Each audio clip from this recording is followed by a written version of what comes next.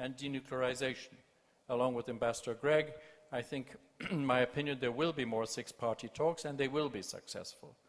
However, the manner of the negotiation will be almost as important as the content. So far, the effort has been based on a sequential treatment of the issues with action for action.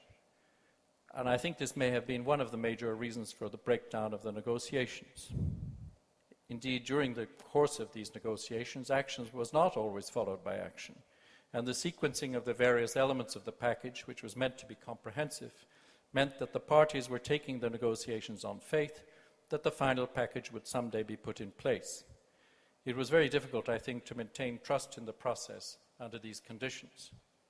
So I am very encouraged by the recent declarations of the US administration to the effect that a comprehensive package needs to be negotiated. The previous package had a comprehensive intent. So what seems to distinguish this proposal is some idea that the package should be negotiated as a whole and perhaps simultaneously. By this sort of negotiating technique, it may be possible to negotiate without the requirement of action for action until the final phase of the negotiation. Clearly, however, some of the concessions that had been made may have to be reinstated to be able to proceed. This is a question rather than a statement, I think. Flexibility across the board will be the key to success. The negotiations seem to have stumbled over the verification issue, which might have been better handled in two parts, at the disablement and also the dismantlement phase. The food aid and heavy fuel oil may also have to be delivered. As for the assistance from South Korea, some of the preconditions which are now attached to it may have to be modified. We are faced with two options in regard to North Korea: a policy of containment or one of negotiation. A policy of containment to ensure non-proliferation has not worked very well in the past, and an agreement on denuclearization will be a more effective and fundamental means of ensuring non-proliferation. I know that opinion is very divided on whether the government in Pyongyang really wants to denuclearize or not. I happen to think they do, but whether one believes this or not, the only way to test the issue is to have a comprehensive negotiation to actually get to the bottom of the question. However, such a negotiation, to be successful, will require all parties to carry out their side of the bargain in a way which can create the necessary conditions of trust. A simultaneous negotiation of all aspects may enable such a negotiation to succeed where others have failed. The range of challenges that we face will require a very concerted effort both at regional and multilateral levels.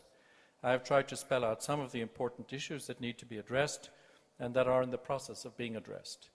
The degree of regional integration and cooperation in East Asia is still relatively weak, but as the challenges continue to mount, I strongly believe that more cooperation and integration will become inevitable.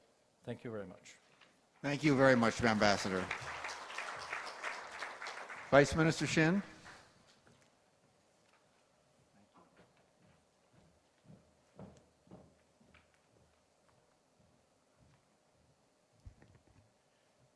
Good morning, Ambassador Donald Gregg, distinguished ambassadors on the panel, Excellencies, ladies and gentlemen. I'm very pleased and honored to be invited to the 5th Jeju Peace Forum and have an opportunity to share my ideas on multilateral security cooperation in East Asia.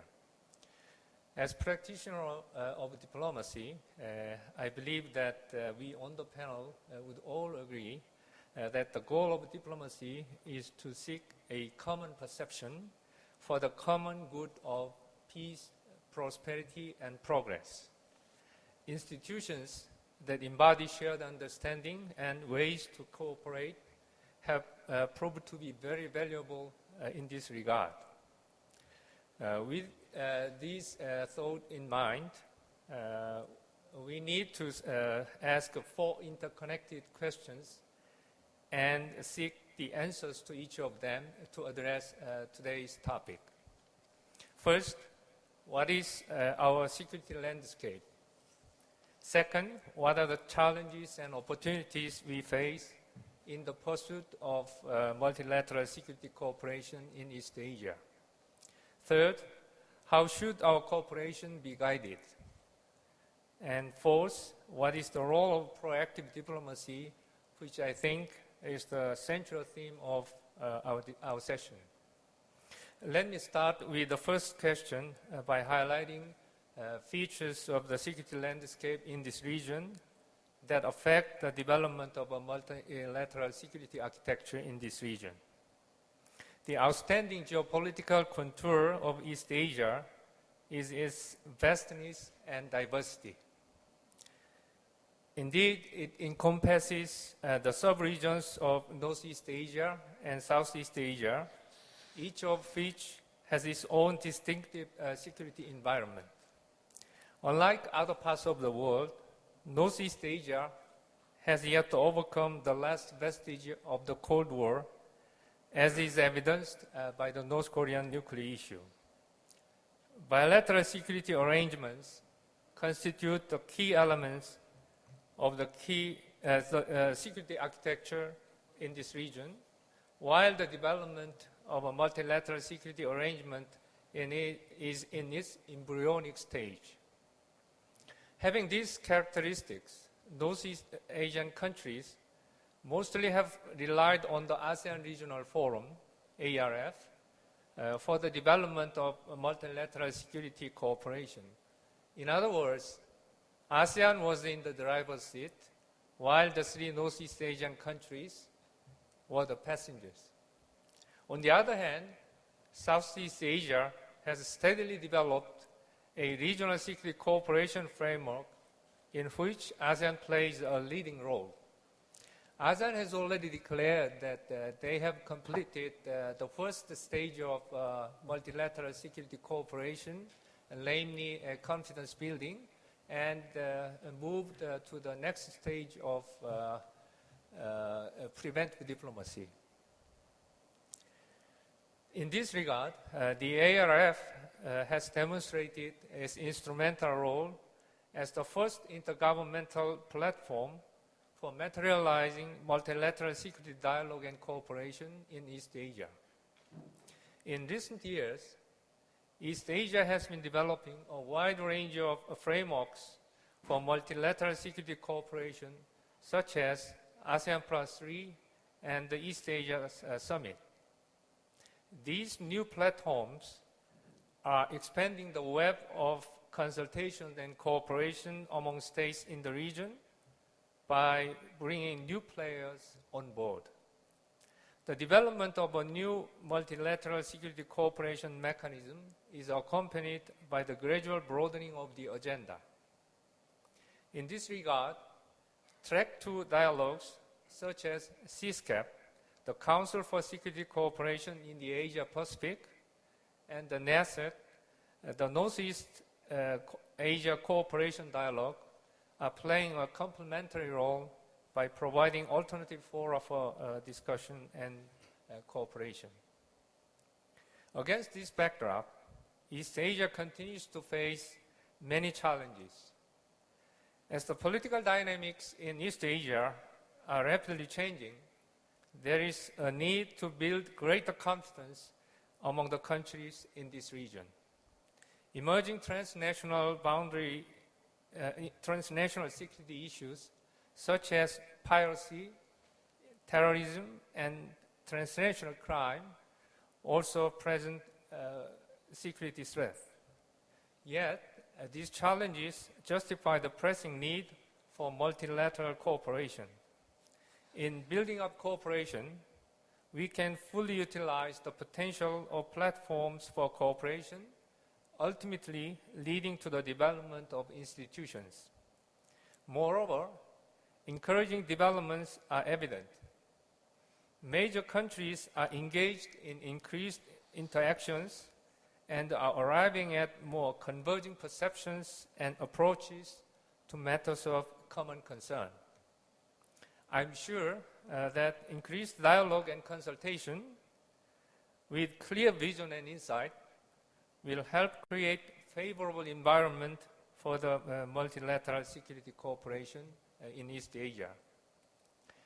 The role of the United States is critical to the maturation of multilateral security cooperation in East Asia. The strong support and leadership by the U.S. will contribute substantially to the development of multilateral security cooperation. Of prime importance in advancing multilateral security dialogue and cooperation in East Asia is the resolution of North Korean nuclear issue. North Korea itself also will benefit from the multilateral security architecture, which will provide North Korea with a venue for expressing their positions and pursuing cooperation with other countries in a stable manner. This in turn will enable North Korea to pull itself out of its self-imposed isolation. In the pursuit of multilateral security cooperation, I'd like to propose 3 principles to lead our collective endeavors. First, multilateral security cooperation in East Asia should be guided by openness. Countries in the region should be encouraged to participate in the process of facilitating regional cooperation. Second, the agenda for regional cooperation should be comprehensive and flexible. Emerging security challenges are comprehensive in nature and require a multifaceted and holistic approach. In light of the security environment in East Asia, a soft-ish to hard-ish approach, gradual approach, may be the most realistic and feasible. An agenda that can facilitate sub-regional as well as region-wide cooperation should be pursued, such as counterterrorism, transnational crime, sea land security, and climate change. Third, various regional endeavors should be harmonized.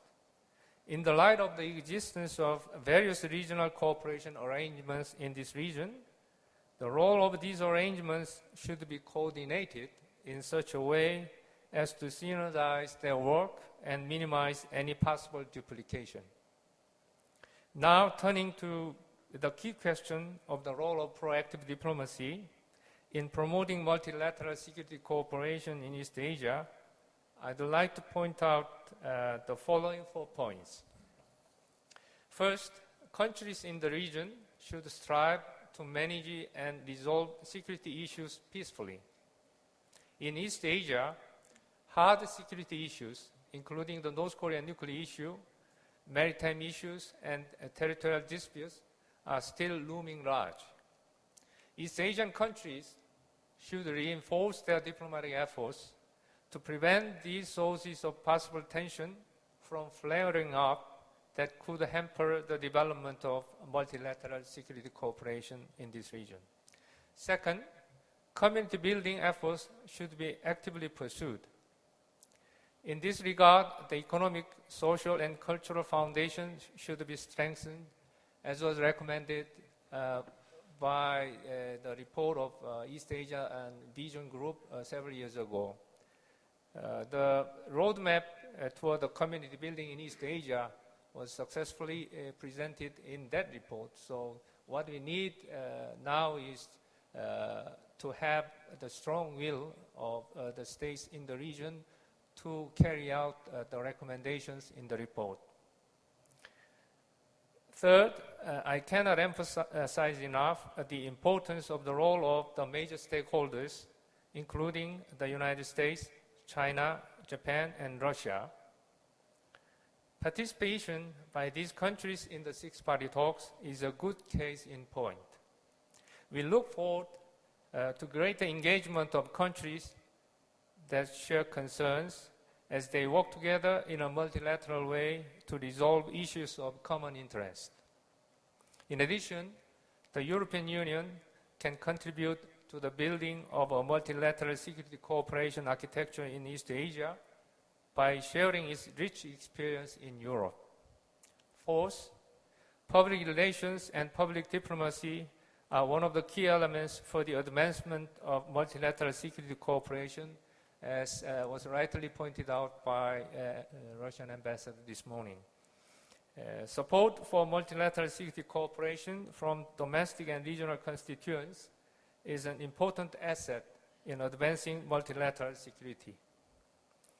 In closing, I'd like to just reflect the following reflection. From my own experience, I firmly believe that the diplomacy is the art of turning divergence into convergence. In pursuing our common goal of building a community in East Asia, I feel greatly encouraged to witness the creative and constructive work of diplomacy in gradually moving us forward to realizing our shared aspiration. I look forward to the momentum for the JED process being sustained so that it can indeed play a valuable role in facilitating multilateral security cooperation in East Asia. Thank you. Thank you very much, Minister Shin. And now, Ambassador Stevens, it's all yours. Well, thank you, Ambassador Gregg. Good afternoon, everyone. My name is Kathy Stevens, and I'm delighted to be here today. I have heard for a long time about the Jeju Peace Forum, the Jeju Peace Institute, and I really do congratulate you on this forum today. I feel like I have kind of the best and worst job right now. On the one hand, it's the worst because it's 5 minutes until lunch.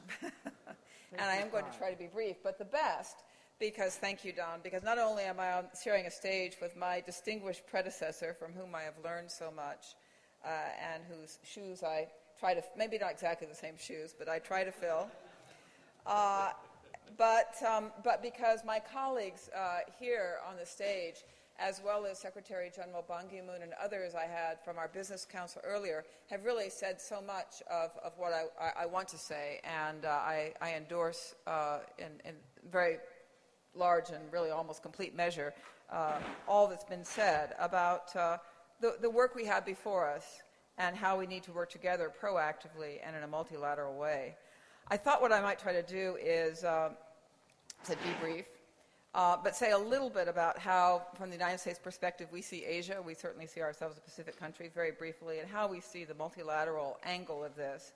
And then, of course, talk a little bit about North Korea. I guess I've been really set up to do that. And if I may indulge myself, talk a little bit about how I see the role of the U.S.-ROK relationship and this great country, the Republic of Korea itself, if it doesn't seem too presumptuous. I'm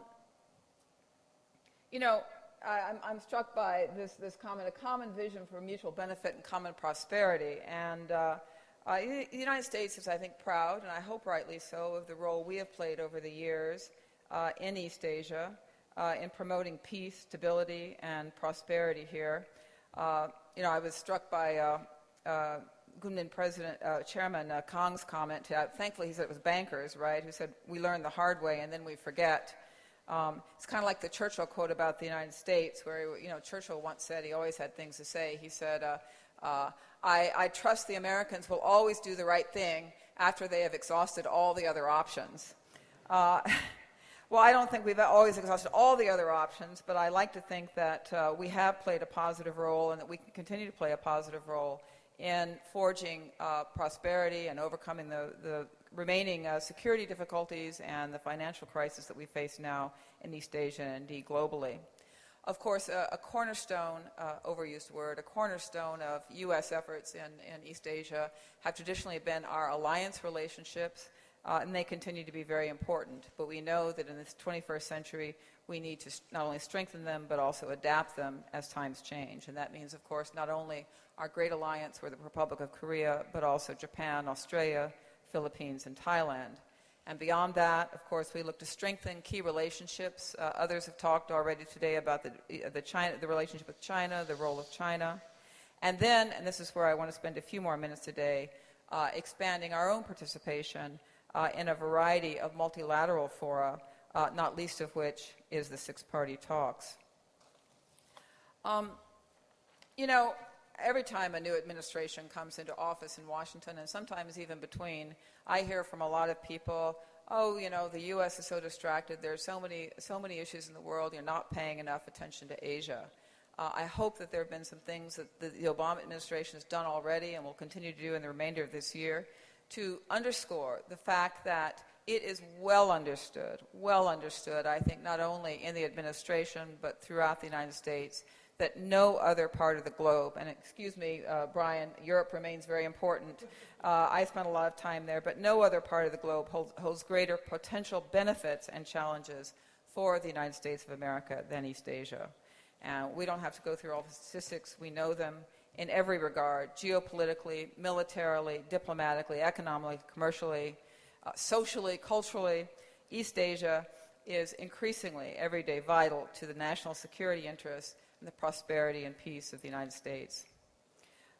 And while this shift of resources and power and influence to Asia has, as others remarked, brought remarkable opportunities, not least to the people of this region, it also poses some dangers and some challenges.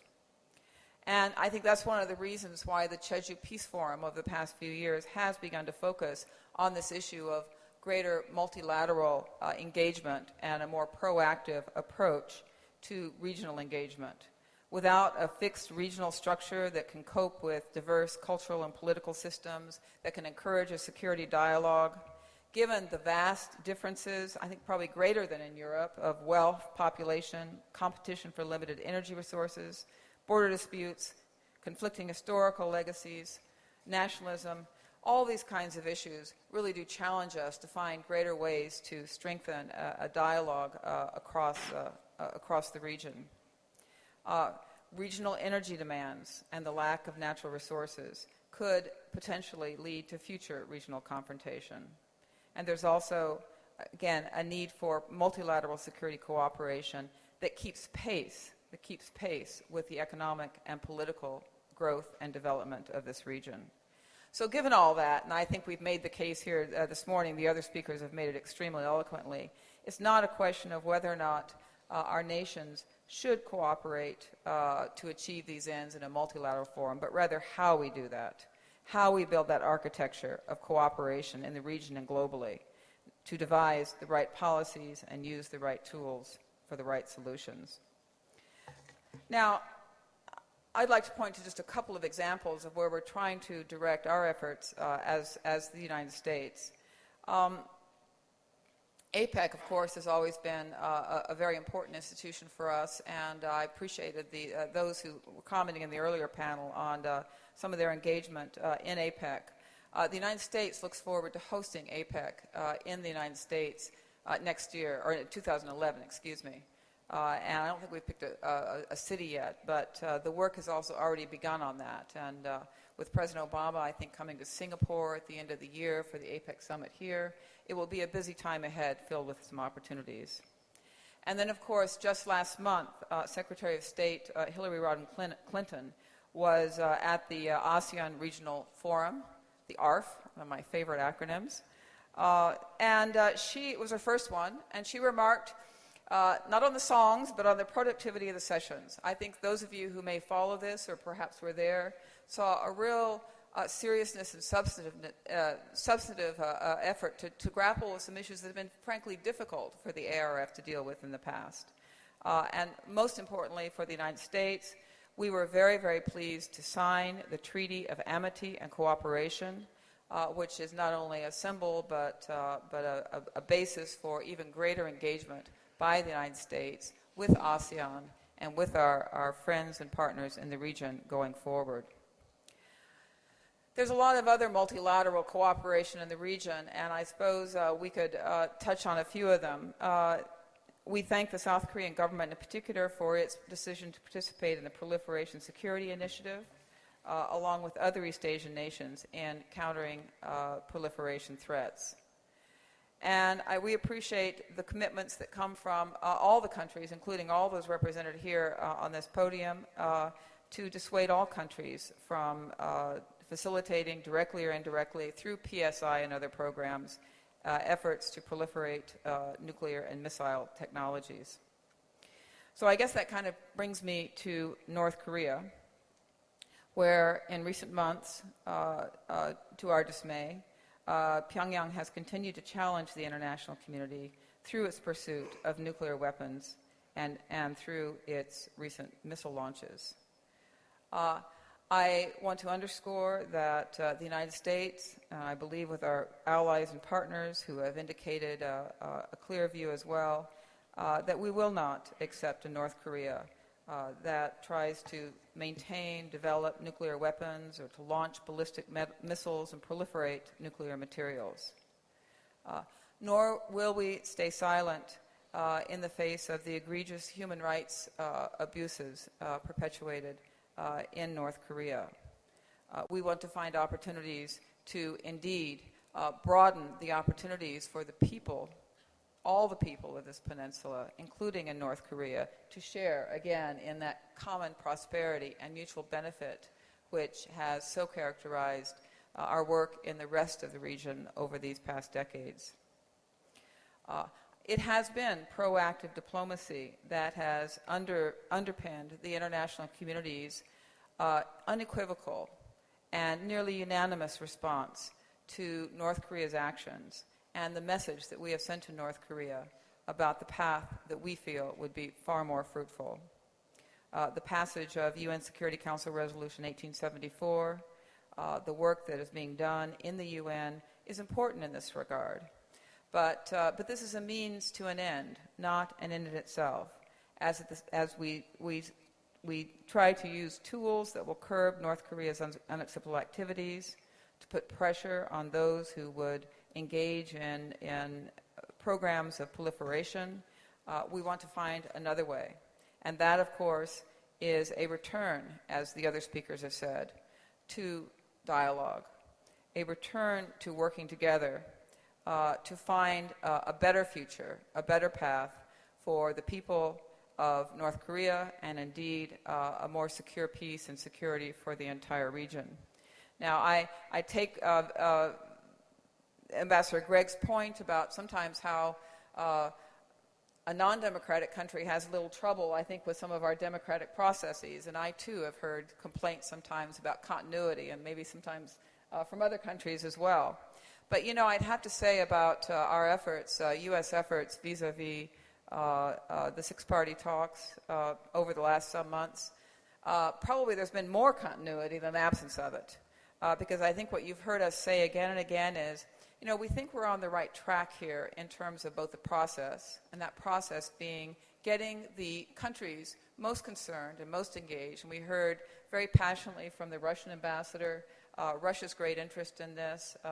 We've heard from other speakers here of how, and of course from the Vice Minister, of how we have all six countries in the six-party process have such a direct and vital interest in seeing North Korea choose another path and re-engage in a process of dialogue. So we believe that the continuity, and indeed it's a continuity that goes back even beyond, again, as Ambassador Craig was saying, even before the previous administration, to efforts in the 90s. We who work as diplomats know we always stand on the shoulders of others and build on the efforts of others. But we look back to the September 2005 Joint Statement of Principles in particular, agreed to by the six parties, including the DPRK, now 4 years ago, almost 4 years ago. And I think it still lays out a vision, a rather comprehensive vision, although in principle, of the future, the better future we'd like to see for this region and the world. And of course, that is a denuclearized Korean peninsula. It's a process that will bring the kind of energy and economic support and assistance which will allow the DPRK to develop the potentials of its people and its land, a permanent peace arrangement, and normalized relations, not only with the United States, but with Japan. Believe me, I don't underestimate the difficulties of it, and I appreciate the comments that have been made here today about how we might approach them. But I do want to underscore that the U.S. commitment to achieving those goals and achieving them through a process of dialogue and diplomacy remains unchanged. The path is open, and it is up to the leaders in Pyongyang to take it.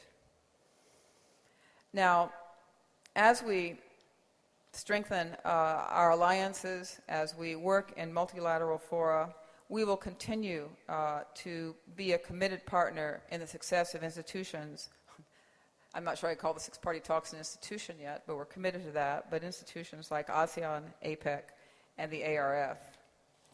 And at the same time, we recognize that our success will in large measure depend on the direction China takes as it emerges as a growing regional and global power. And as we underscored in our first session in the Obama administration in our senior dialogue with China that Secretary Clinton and Secretary Geithner led just a couple of weeks ago, we welcome a confident, peaceful, and prosperous China where we can nurture and expand our economic and security cooperation. And I want to also add the United States welcomes multilateral cooperation and the development of multilateral institutions that sometimes the U.S. is not a member of. We think that's a natural part of the maturity of the region. We, of course, hope to stay engaged, but we understand there's going to be all kinds of cross-cutting institutions, and we welcome that kind of development. Finally, I want to say, oops, I went much too long. Just a word about Korea, because I'm very struck by this Jeju Peace Forum and its goals.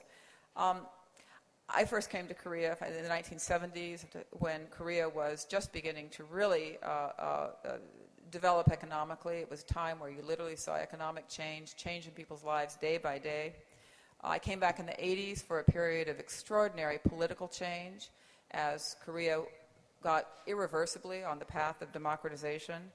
And now as I come back here now and I think about what the Jeju Peace Forum is aiming at, it seems to me the Republic of Korea, and certainly its relations with the rest of the world, with the United States, is looking to kind of take the next step on two levels. And one, of course, is here on the peninsula, the unfinished business here on the peninsula. And the other, as Secretary General Ban Ki-moon said earlier, is its global role, its role in the G20, its role in the United Nations, its role throughout the world.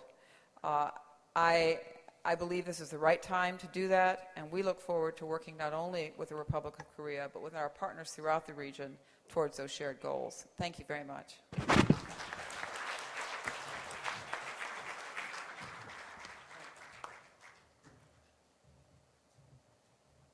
Well, my thank you to all the members of this panel. I think the North Korean issue is difficult but not impossible, and as long as we have diplomats such as those from whom we have heard today, continuing to work on the issue, I view the future with great optimism. So thanks to all the panel. Please give them a hand, and now let us go and have lunch. Thank you.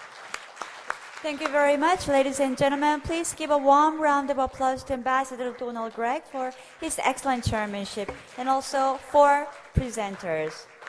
All of you are invited to the luncheon to be held from 12:40. The venue is Diamond Hall, which is the basement 1. And please be back here before 2:10 p.m. We are going to have the sixth and last plenary session at 2:10. 12시 40분부터 자유오찬이 지하 1층 다이아몬드 홀에서 진행될 예정입니다.